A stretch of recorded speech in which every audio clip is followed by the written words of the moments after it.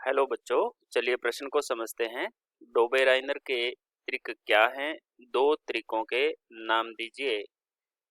Dobereiner ने तत्वों को व्यवस्थित करने के लिए प्रयास किया। उन्होंने भी आवर्त सारणी की तरह ही तत्वों को जमाने का प्रयास किया और उन्होंने त्रिक बनाए।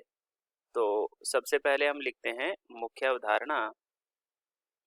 मुख्य अवधारणा में लिखेंगे डोबेराइनर के त्रिक। डोबेराइनर के त्रिक। इन्होंने क्या करा कि तीन तीन तत्वों के समूह बना लिए। तीन तत्वों के समूह को इन्होंने त्रिक कहा। समूह को क्या कहा इन्होंने? त्रिक कहा। और इन्होंने कहा कि जो प्रत्येक त्रिक में, इन्होंने कहा कि प्रत्येक त्रिक में बीच वाले तत्व का परमाणु भार, बीच वाले तत्व का परमाणु भार शेष दोनों तत्वों के परमाणु भार के, शेष कौन से? ऊपर और नीचे वाले, शेष दोनों तत्वों के परमाणु भार के औसत, परमाणु भार के औसत के बराबर, औसत मान के लगभग बराबर होता है। ये इनका त्रिक नियम था। इन्होंने त्रिक के अंदर तीन तीन तत्वों का समूह बनाया था। तो सबसे पहले जो हमें त्रिक मिला वो था लिथियम, सोडियम और पोटेशियम का। लिथियम, सोडियम और पोटेशियम। लिथियम का परमाणु भार जो था वो 7, सोडियम का 23 और पोटेशियम का 39।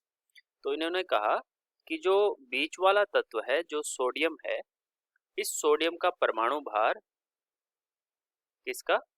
सोडियम का भार, परमाणु भार इन दोनों तत्वों के परमाणु भारों के औसत मान के बराबर है। औसत मान कैसे निकालेंगे? 7 + 39/2 और यहां से आ जाता है 46/2 यानी कि 23। ये जो औसत भार किसके बराबर है? बीच वाले तत्व के भार के बराबर है। ये पहला त्रिक था इनका। और ऐसे ही एक त्रिक और दिया था, और वो त्रिक क्या था? कैल्शियम, स्ट्रोंशियम और बेरियम का। कैल्शियम, स्ट्रोंशियम और बेरियम का। कैल्शियम का परमाणु भार 40, स्ट्रोंशियम का परमाणु भार 88 और बेरियम का परमाणु भार 137 था। तो इन्होंने क्या करा? 40 और 137 को जोड़ करके इसमें 2 का भाग दिया, तो ये लगभग 88 के बराबर आया। पूरा 88 तो नहीं था, लेकिन लगभग 88 के बराबर था। ऐसे ही एक त्रिक और था, Cl, Br और I, वर्ग संख्या 17 के जो तत्व हैं, क्लोरीन, ब्रोमीन और आयोडीन। तो इन्होंने क्लोरीन का 35.5, ब्रोमीन का 80 और आयोडीन का 127 परमाणु भार था। तो इन्होंने इसको त्रिक में रखा। अपना त्रिक दिया कि इनके जो Cl और I का जो योग है, इसका जो औसत मान है वो Br के परमाणु भार के बराबर होगा। ठीक है, तो ये डोबेराइनर के त्रिक है। आशा करते हैं आपको समझ आया होगा। धन्यवाद।